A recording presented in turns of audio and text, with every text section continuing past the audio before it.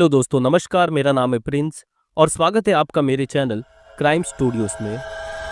एक शांत रात, एक छोटा सा शहर और बैंक वॉल्ट से चुरा लिया गया 53 करोड़ का सोना। ना कोई बुलेट चली, ना ही कोई विटनेस मिला और चोर वॉल्ट में छोड़ गए एक काली गुड़िया जिस पर लगा था हल्दी और रंग। ये इंडिया की सबसे बड़ी गोल्ड रॉबरी थी, लेकिन इसके पीछे का जो प्लान था वो इतना डेंजरस था कि पुलिस भी कंफ्यूज हो गई। सीसीटीवी फुटेज मिसिंग, वायर कटे हुए और चोर ऐसे गायब हुए जैसे हवा हो गए हों। लेकिन फिर एक छोटी सी गलती ने कर दिया पूरा गेम एक्सपोज।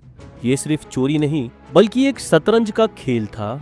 ये चोरी आज से कुछ दिन पहले ही 25 मई 2025 को की गई थी और इस कहानी के हर एक ट्विस्ट को समझने के लिए वीडियो को एंड तक जरूर देखना, क्योंकि ये कोई कल्पना नहीं, हमारे चैनल की बाकी वीडियोस की तरह असली सच्ची घटना की कहानी है। कर्नाटका में एक सिटी है मानुगुली और यहाँ पर एक बैंक था, केरल बैंक, इंडिया का एक काफी पॉपुलर बैंक जिसकी एक ब्रांच यहाँ पर थी। बैंक हर रोज टाइम से खुलता था और टाइम से बंद हो जाता था। लेकिन 25 मई की रात को कुछ लोगों ने बैंक के अंदर से कुछ आवाजें सुनी। पहले तो लोग समझ नहीं पाए कि क्या हो रहा है। फिर बैंक स्टाफ को इन्फॉर्म किया गया और कुछ एम्प्लॉयज तुरंत बैंक पहुंच गए। वहां जाके देखा कि बैंक का मेन गेट पहले से टूटा हुआ है। अंदर जाके देखा तो सामान इधर उधर बिखरा हुआ था। जब वॉल्ट रूम में गए तो एक लॉकर बॉक्स खुला हुआ मिला और उसमें रखा सारा गोल्ड गायब था। इस छोटी सी सिटी में पहली बार इतनी बड़ी चोरी हुई थी। बैंक स्टाफ को समझ आ गया था कि कोई छोटी मोटी चोरी नहीं है। उन्होंने तुरंत पुलिस को इन्फॉर्म किया। पुलिस की टीम बैंक पहुंचती है और वॉल्ट रूम में जाके देखती है कि एक लॉकर बॉक्स खुला हुआ है, लेकिन बाकी सब लॉकर बॉक्स बिल्कुल सेफ थे। तो पहले लगा कि सिर्फ एक लॉकर बॉक्स से ही चोरी हुई है, लेकिन जब स्टाफ ने बताया कि उस लॉकर बॉक्स में लगभग 53 करोड़ का गोल्ड था तो पुलिस भी शॉक हो गई। उनको लगा कि यह कर्नाटका की हिस्ट्री की सबसे बड़ी बैंक रॉबरी हो सकती है, शायद देश के टॉप 5 बैंक हाइस्ट में से एक। काफी बड़े लेवल पर इन्वेस्टिगेशन स्टार्ट कर दी गई। मीडिया में भी न्यूज वायरल हो गई। कर्नाटका में 53 करोड़ की गोल्ड हाइस्ट। पुलिस ने अलग अलग टीम्स बनाई। एक टीम को सीसीटीवी फुटेज चेक करने का काम दिया गया और दूसरी टीम को बैंक के एम्प्लॉयज से पूछताछ करनी थी और तीसरी टीम को पहले के बैंक रॉबरी केस के क्रिमिनल से इंक्वायरी करनी थी कि चोरी के वक्त वो लोग कहाँ थे। नियर बाय मोबाइल टावर्स का डाटा भी चेक किया गया। इतनी मेहनत के बावजूद अब तक कोई सॉलिड क्लू नहीं मिला था। फिर पता चला बैंक के जितने सीसीटीवी कैमरास थे उन सभी के वायर्स काट दिए गए थे और उनका डाटा भी डिलीट कर दिया गया था। यानी चोर ऑलरेडी जानते थे कि कैमरा कहाँ है और उनको कैसे डीएक्टिवेट करना है। पुलिस ने सोचा चलो बैंक के अंदर के फुटेज तो नहीं मिले, लेकिन आसपास के सीसीटीवी को चेक किया जा सकता है। साथ ही साथ कॉल डिटेल्स रिकॉर्ड भी एनालाइज किए गए, लेकिन वहां से भी कुछ खास नहीं मिला। तभी पुलिस को एक लीड मिलती है। बैंक से थोड़ी ही दूर एक पार्किंग एरिया में एक सस्पिशियस कार दिखती है। फुटेज में दिख रहा था कि चोरी से 2 घंटे पहले वो गाड़ी वहां थी और फिर चोरी के बाद 2 घंटे बाद वापस आ गई। पुलिस को शक हुआ कि चोरी में जो लोग शामिल थे वो क्राइम सीन पर वापस आए थे। कई बार क्रिमिनल्स ऐसा करते हैं ताकि देख सके कि उनका पीछा तो नहीं हो रहा है। सीसीटीवी फुटेज को जूम करके कार के नंबर का पता लगाया गया। वो कार रजिस्टर्ड थी विजय कुमार के नाम पर। जब उसकी डिटेल निकाली गई तो पता चला वो तो इसी बैंक के पहले ब्रांच मैनेजर थे, लेकिन 17-18 दिन पहले ही उनका ट्रांसफर किसी दूसरे बैंक में हो चुका था। अब पुलिस को शक होने लगा कि एक मैनेजर जो ट्रांसफर हो चुका है वो रात के वक्त वापस आकर बैंक के आसपास क्या कर रहा था। पुलिस ने उसे ढूंढ निकाला। विजय कुमार को कस्टडी में ले जाकर पूछताछ की गई। थोड़ी देर बाद वो टूट गया।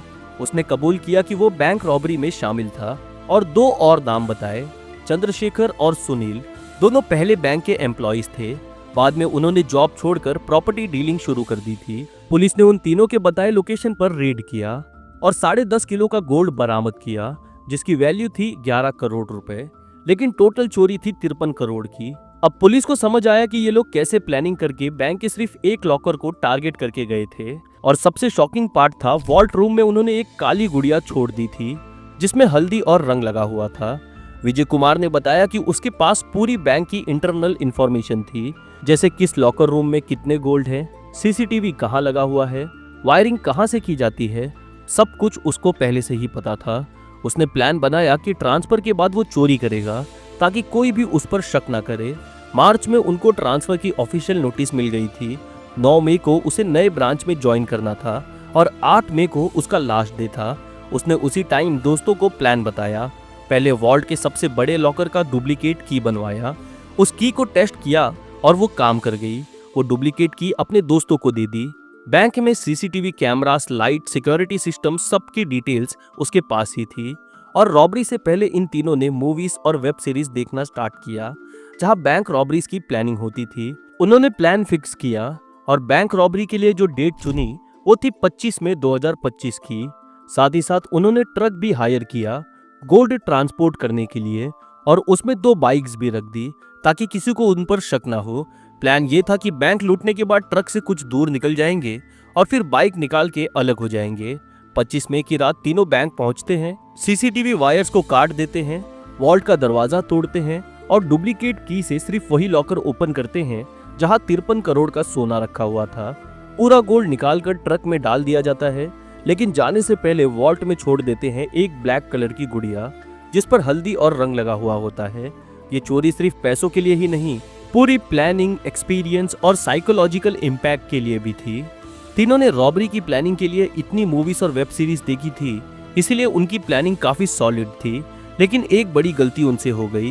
बाद में जब विजय कुमार से पूछा गया कि रॉबरी के 3 घंटे के बाद उसकी गाड़ी बैंक के एरिया में क्यों घूम रही थी, तो उसने बताया कि चोरी से 2 घंटे पहले वो बैंक के आसपास गया था ताकि चेक कर सके कि सब कुछ नॉर्मल है या नहीं। बैंक बंद हो चुका था, ज्यादा लोग भी नहीं थे, तो उसने दोनों साथियों को सिग्नल दिया था अब चोरी की जा सकती है। लेकिन रॉबरी के बाद वो दोबारा वहां चले गए और यही उनकी सबसे बड़ी गलती थी।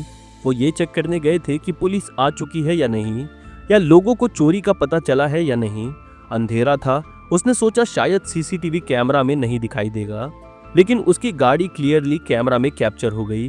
फिर पुलिस ने एक और इम्पोर्टेंट सवाल पूछा, वॉल्ट रूम में इतना सोना चुराने के बाद उन्होंने वहां हल्दी और रंग लगी हुई एक गुड़िया क्यों छोड़ दी। विजय कुमार ने बताया कि उन्होंने इंडिया के पुराने बैंक रॉबरीज केसेस को स्टडी किया था और केरला और तमिलनाडु के कुछ केसेस में ये देखा गया था कि रॉबरी के बाद बैंक के अंदर ब्लैक मैजिक जैसी चीजें छोड़ दी गई थी, जैसे कि गुड़िया, हल्दी, सिंदूर। उनका मानना था कि इससे पुलिस और कंफ्यूज हो जाएगी और उनका पता नहीं चलेगा। हालांकि उन केसेस में भी बाद में सभी चोर पकड़े गए थे, तो विजय कुमार ने भी वही ट्रिक अप्लाई की। वॉल्ट रूम में एक गुड़िया छोड़ दी ताकि पुलिस की इन्वेस्टिगेशन का डायरेक्शन कंफ्यूज हो जाए। शुरू के वक्त इन्वेस्टिगेशन का पेस काफी कीमती होता है और उन्होंने चाहा कि पुलिस सोचे कि ये रॉबरी कोई तमिलनाडु या केरला के गैंग ने की है। ये ट्रिक सिर्फ टाइम वेस्ट करने के लिए की गई थी ताकि असली रॉबर्स तक पहुंचने में डिले हो, और हुआ भी ऐसा ही था। पुलिस ने पहले तमिलनाडु और केरला पुलिस से कांटेक्ट किया, लेकिन बाद में उन्हें समझ आ गया था कि ये सिर्फ मिसलीड करने की प्लानिंग थी। तीनों ने प्लानिंग तो जबरदस्त की थी, सही वक्त पे रॉबरी भी की थी और बिना किसी रेसिस्टेंस के बैंक से भी निकल गए थे। लेकिन एक गलती चोरी के 3 घंटे के बाद विजय कुमार वापस उस एरिया में अपनी गाड़ी ले जाकर करते हैं। सीसीटीवी में नंबर प्लेट क्लियरली रिकॉर्ड हो गया और इसी वजह से पुलिस उन तक पहुंच गई और उन्हें अरेस्ट कर लिया गया, वरना ये केस और भी लंबा चल सकता था। लेकिन अब तक इस 53 करोड़ की चोरी में सिर्फ 11 करोड़ का ही गोल्ड बरामद हुआ है। बाकी 42 करोड़ का गोल्ड अभी भी मिसिंग है। पुलिस अभी भी इन्वेस्टिगेशन में लगी हुई है। उनकी बताई जगह पर गोल्ड को सर्च किया जा रहा है। उम्मीद है कि कर्नाटक पुलिस जल्दी ही बचा हुआ गोल्ड बरामद कर लेगी। तो दोस्तों, इस कहानी में बस इतना ही। अगर आपको ये स्टोरी पसंद आई है तो वीडियो को लाइक जरूर करना और चैनल पर अगर नए हो तो सब्सक्राइब भी कर लेना।